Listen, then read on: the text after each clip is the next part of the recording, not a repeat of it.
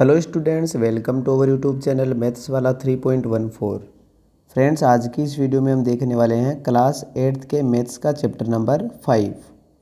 पिछले वाले वीडियो तक हमने चैप्टर नंबर 4 तक के वीडियो देख लिए हैं। यदि आपने वीडियो नहीं देखे हैं तो चैनल पर प्लेलिस्ट बना रखी है, वहाँ पर सारे वीडियो रख रखे हैं। यदि आपने वीडियो नहीं देखे हैं तो वहाँ जाकर आप वीडियो देख सकते हो। साथ ही इस वीडियो के लिंक में उन वीडियोज़ का डिस्क्रिप्शन लिंक दिया गया है, वहाँ से आप वीडियो देख सकते हो।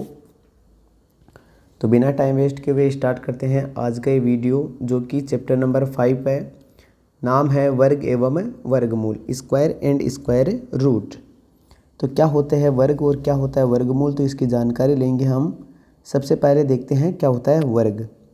तो संख्या को उसी संख्या से गुणा करना, संख्या को उसी संख्या से क्या करते हैं, गुणा करने पर क्या बनता है, वर्ग बनता है। तो संख्या को उसी संख्या से गुणा करना क्या कहलाता है, वर्ग कहलाता है। उदाहरण के लिए जैसे 5 का वर्ग निकाले तो 5 को 5 से ही क्या करेंगे, गुणा करेंगे तो कितना आ जाएगा, 25। तो संख्या को उसी संख्या से गुणा कर दिया, 5 को 5 से ही गुणा करने पर कितना आ गया, 25। जैसे 12 का वर्ग निकाले तो 12 को 12 से गुणा करने पर कितना आ जाएगा, 144। इसी प्रकार यदि हम 6 का वर्ग निकाले तो 6 को 6 से गुणा करेंगे तो कितना आ जाएगा, 36। 8 का वर्ग निकाले तो 8 को 8 से ही गुणा करेंगे तो कितना आ जाएगा, 64। इस प्रकार जब हम संख्या को उसी संख्या से गुणा करते हैं तो हमारे पास क्या प्राप्त होता है, वर्ग प्राप्त होता है। कहने का मतलब वर्ग संख्या को बड़ा कर देता है, वर्ग संख्या को क्या कर देता है, बड़ा। अब देखें, वर्ग को n स्क्वायर से दर्शाया जाता है। वर्ग को किससे दर्शाया जाता है, n स्क्वायर से। n स्क्वायर को किससे दर्शाया जाता है, तो एन स्क्वायर को दर्शाने के लिए वर्ग को दर्शाने के लिए किसका प्रयोग किया जाता है, एन स्क्वायर का। जैसे 5 का वर्ग निकाल रहे हैं तो 5 का स्क्वायर, 5 का स्क्वायर।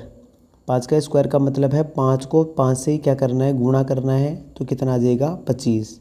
यदि 9 का वर्ग निकालें तो 9 का स्क्वायर, 9 का क्या करेंगे, स्क्वायर या 9 का वर्ग, इसे क्या पढ़ेंगे, 9 का स्क्वायर या फिर 9 का वर्ग, क्या पढ़ेंगे इसे, 9 का वर्ग। तो 9 का वर्ग कितना हो जाएगा, 9 को 9 से गुणा करेंगे तो कितना आ जाएगा, 81। तो ये था 5 का वर्ग और 9 का वर्ग। तो वर्ग के लिए क्या पढ़ा है हमने, वर्ग मतलब क्या हो गया, संख्या को संख्या से गुणा करने पर वर्ग बनता है। और वर्ग को n स्क्वायर से दर्शाया जाता है। वर्ग को किससे दर्शाया जाता है, n स्क्वायर से। अब देखते हैं पूर्ण वर्ग संख्या। पूर्ण वर्ग संख्या किसे कहते हैं, तो संख्या को उसी संख्या से गुणा करने पर प्राप्त संख्या पूर्ण वर्ग संख्या कहलाती है। संख्या को उसी संख्या से गुणा करने पर जो संख्या प्राप्त होती है वो एक पूर्ण वर्ग संख्या कहलाती है, उसी को हम वर्ग कहते हैं। और जब संख्या को संख्या से गुणा करने के बाद में जो संख्या प्राप्त होती है उसी को पूर्ण वर्ग संख्या कहा जाता है। क्या कहा जाता है, पूर्ण वर्ग संख्या। जैसे 1 को 1 से गुणा किया तो 1 आया, 2 को 2 से गुणा किया तो 4 आया, 3 को 3 से गुणा किया तो 9 आया, 4 को 4 से गुणा किया तो 16 आया, 5 को 5 से गुणा किया तो 25 आया। इस प्रकार जो ये 1, 4, 9, 16, 25 है वो सभी कौन सी संख्याएं हैं, पूर्ण वर्ग संख्याएं हैं। कौन सी संख्याएं हैं, पूर्ण वर्ग संख्याएं। तो पूर्ण वर्ग संख्या किसे कहेंगे, संख्या को उसी संख्या से गुणा करने के बाद में जो संख्या प्राप्त होती है वह पूर्ण वर्ग संख्या कहलाती है। तो एक बार के लिए हमें 1 से लेकर 20 तक वर्ग संख्या याद होने चाहिए। 1 से लेकर कहाँ तक, 20 तक। जैसे 1 का वर्ग कितना होता है, 1 का वर्ग कितना हो गया, 1। 2 का वर्ग हो गया 4, 3 का वर्ग हो गया 9, 4 का हो गया 16, 5 25, 6 6 36, 7 को 7 से गुणा किया तो 49, 8 को 8 से गुणा किया 64। इसी प्रकार 9 को 9 से गुणा किया, 9 को 9 से गुणा किया 81, 10 को 10 से गुणा किया तो कितना आ गया, 100। 11 को 11 से गुणा किया 121, 12 का वर्ग हो गया 144, 13 का वर्ग हो गया 169, 14 का वर्ग हो गया 196, 15 का हो गया 225, 16 का हो गया 256, 17 का हो गया 289, 18 का हो गया 324, 19 का हो गया 361 और 20 का हो गया 440, 21 का हो जाएगा 441। इस प्रकार आपको क्या याद करने हैं, वर्ग याद करने हैं। कम से कम 1 से लेकर 20 तक वर्ग आपको याद रहने चाहिए, ताकि हम जब भी क्वेश्चन करें तो उसके लिए हम क्या कर सकें, शॉर्ट रूप में कर सकें।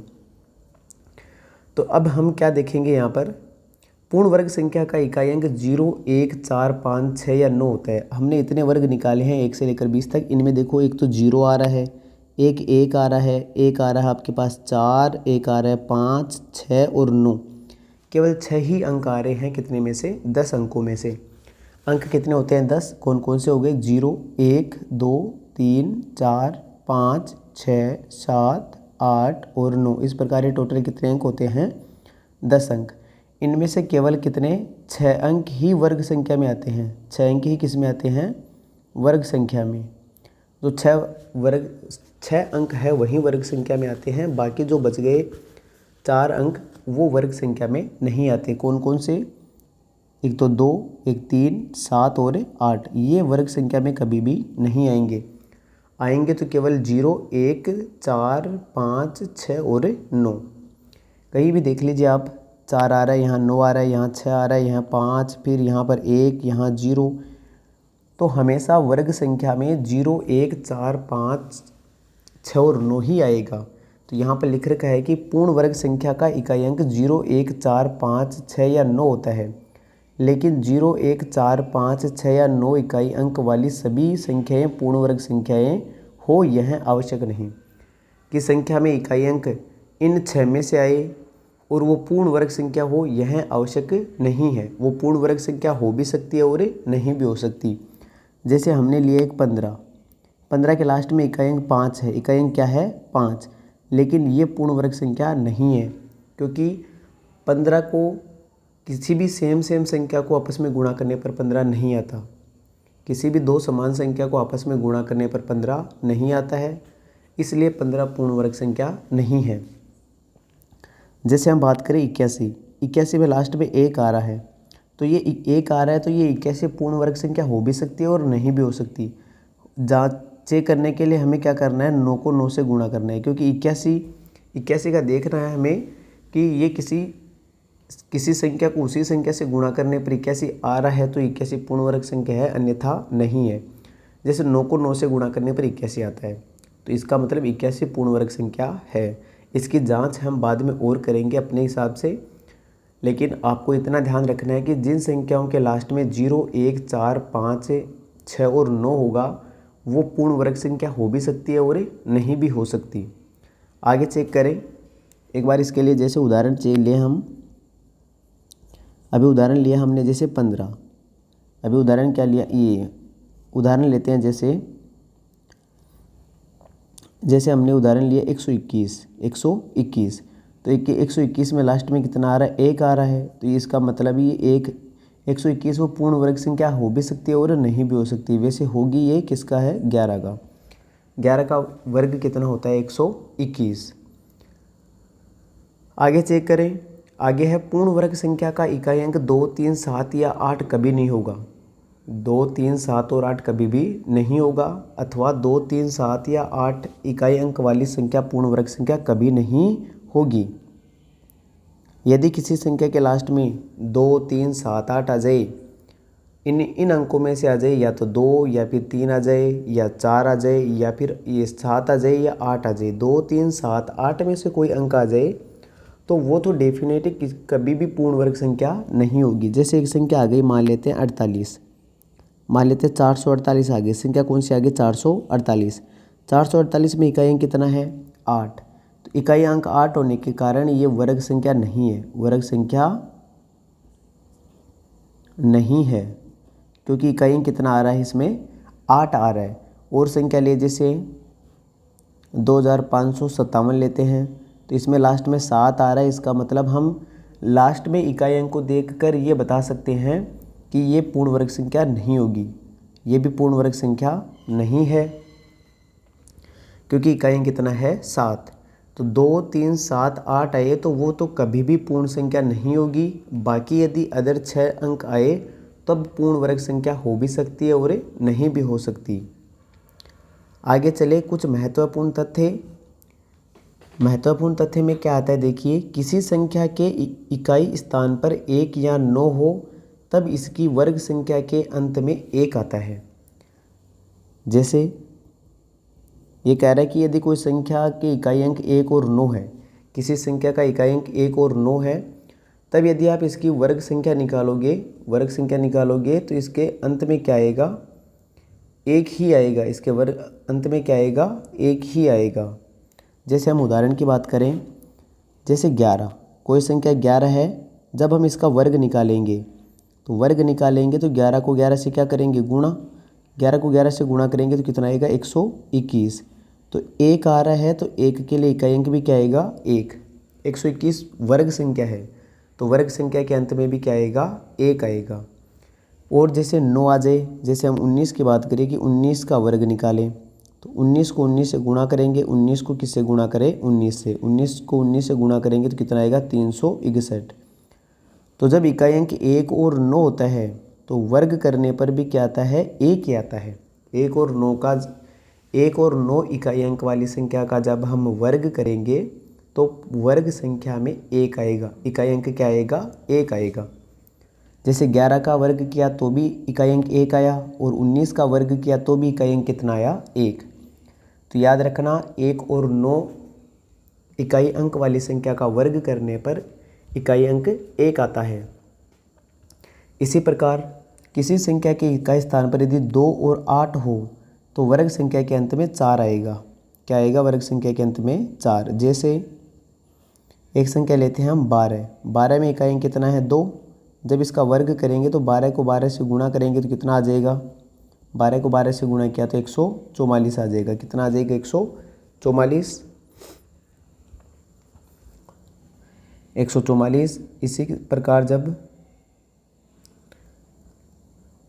इसी प्रकार जब हम 18 का वर्ग करेंगे, किसका वर्ग करेंगे, 18 का वर्ग, तो 18 को 18 से गुणा करेंगे तो कितना आ जाएगा, 324 आ जाएगा। कितना आ जाएगा, 324।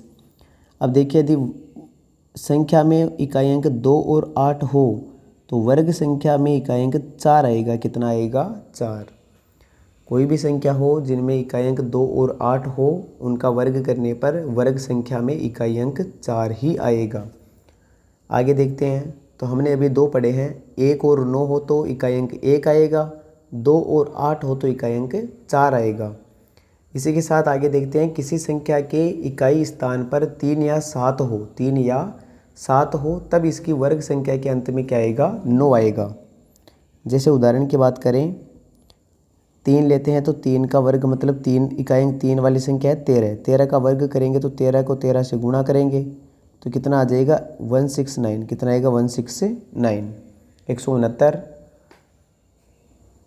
तो 3 का वर्ग किया तो भी 9 आया, इकाई अंक 3 वाली संख्या का वर्ग किया तो 9 आया, और इकाई अंक 7 मतलब 17 का वर्ग करते हैं तो 17 का वर्ग करेंगे तो 17 को 17 से क्या करेंगे, गुणा। 17 को 17 से गुणा करेंगे तो 289 आएगा। कितना आएगा, 289। अब 289 में भी देखिए इकाई अंक कितना आ रहा है, 9 आ रहा है। तो याद रखना, इकाई अंक 3 और 7 का वाली संख्या का जब वर्ग करोगे तो इकाई अंक कितना आएगा, 9 आएगा। आगे देखते हैं, किसी संख्या के इकाई स्थान पर 4 या 6 हो तब इसकी वर्ग संख्या के अंत में कितना आएगा, 6।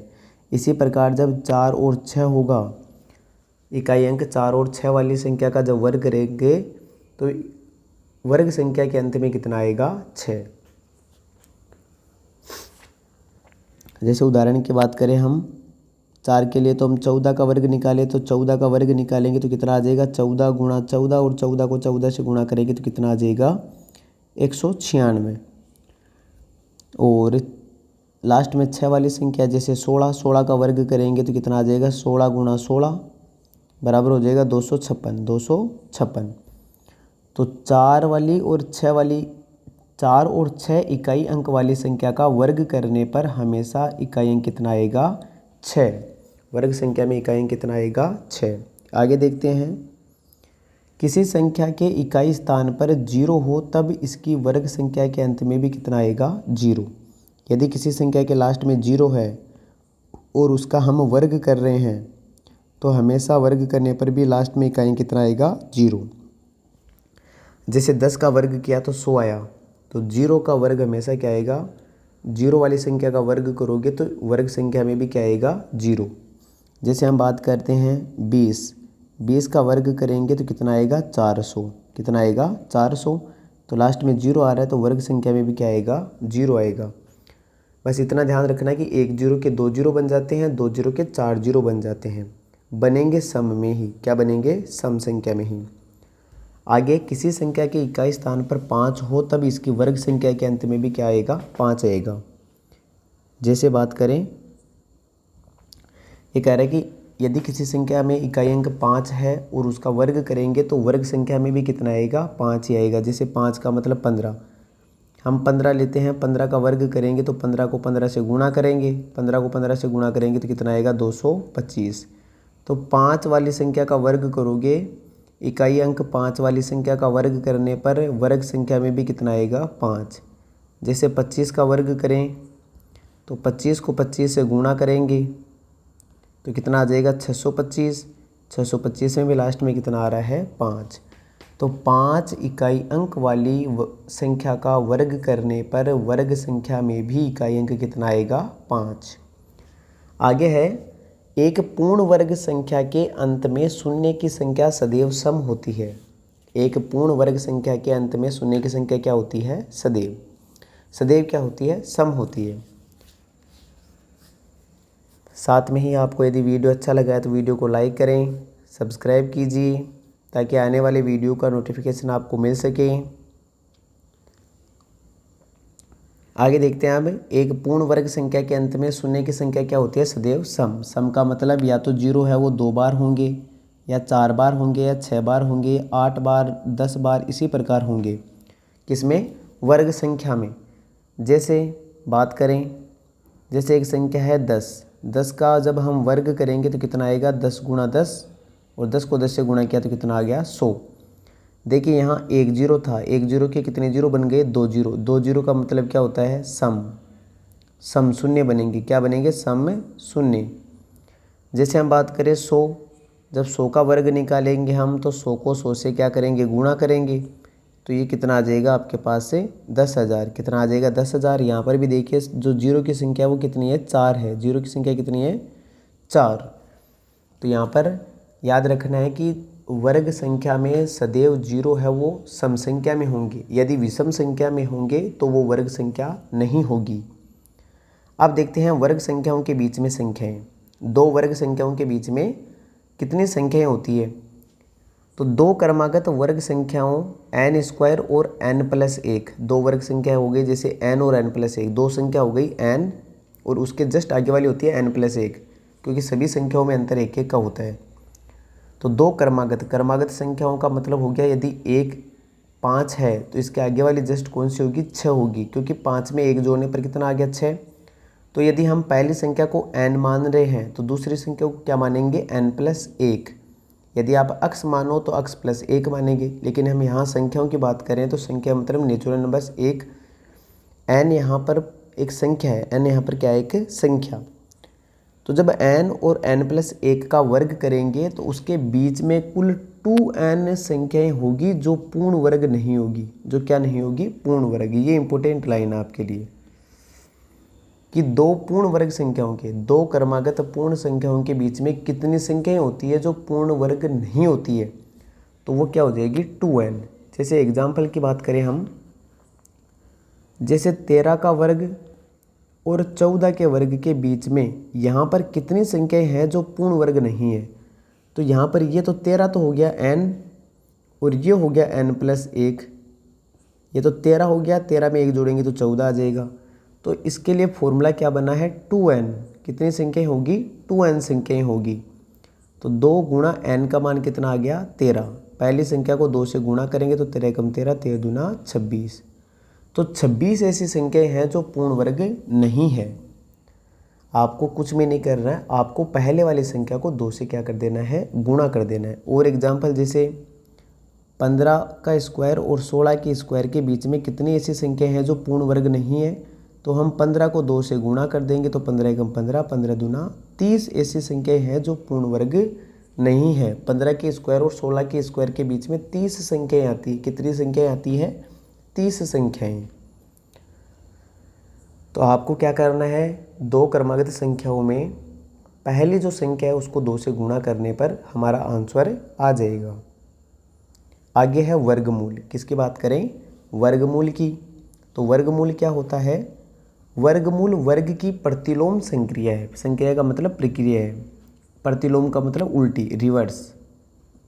वर्गमूल है वो वर्ग की प्रतिलोम संक्रिया है, उल्टी है, रिवर्स प्रक्रिया है।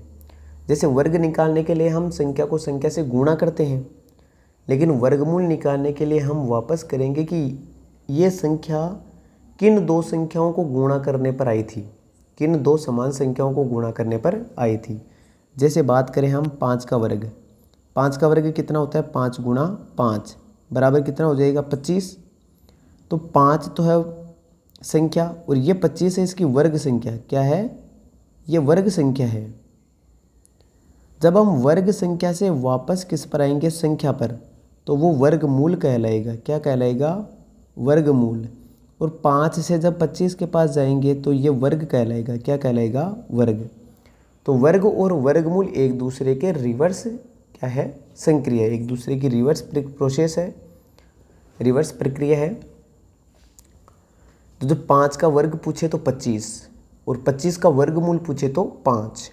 याद रखना, वर्ग हमेशा संख्या को बड़ा बनाता है। जैसे 5 का वर्ग 25, 5 था 25 बन गया, मतलब बड़ा बन गया।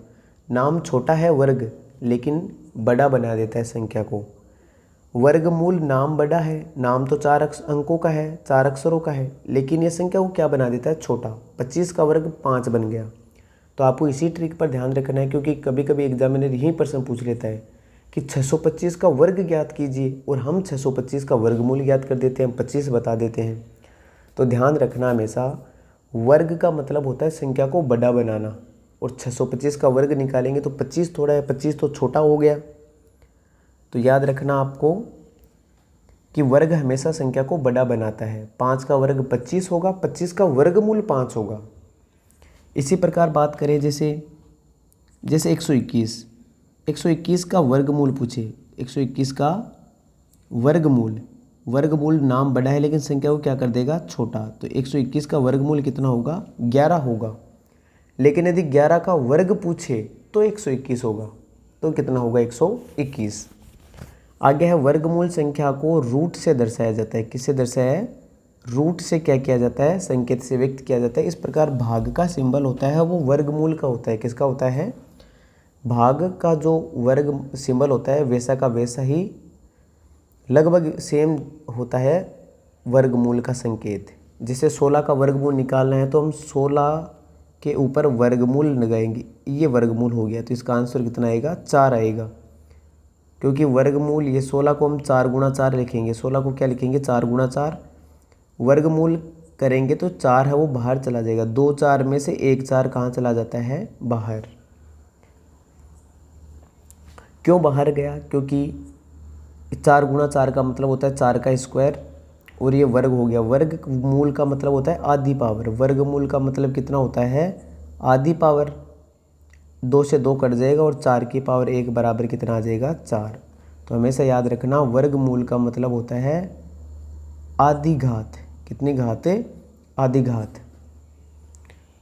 तो 16 का वर्गमूल कितना हो गया, 4। इसी प्रकार हम बात करें जैसे 169 के वर्गमूल की, तो 169 है वो 13 को 13 से गुणा करने पर कितना आता है, 169।